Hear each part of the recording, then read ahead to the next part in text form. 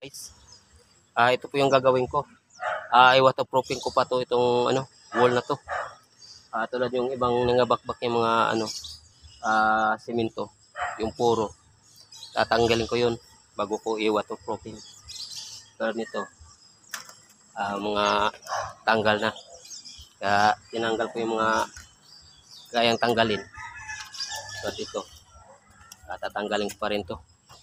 Yan ang mga purong natatanggal yan. Yan, tatanggalin ko yan bago ko i-waterproofing. Kasi tumatago sa loob yung tubig. Kaya i-waterproofing. Pero bago i-waterproofing, tatanggalin ko na yung mga simento. Yung nabibiyak. Yung puro. Yan. Hanggang doon. Paikot to, paikot. Hanggang dito yan. Yan, hanggang dyan. I-waterproofing ko pa yan. Yan, hanggang dito. Ayan guys. Sisimulan ko na yung pag-waterproofing para matanggal ko na rin itong mga purong nagbibiyak.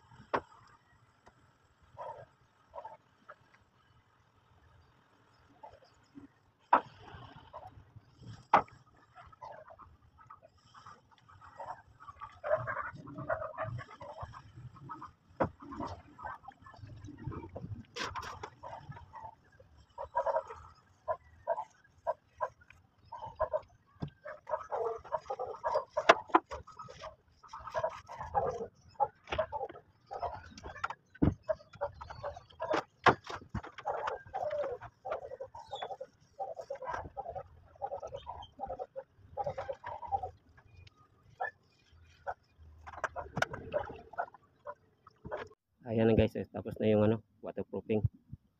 Yan. Second coating na po yan.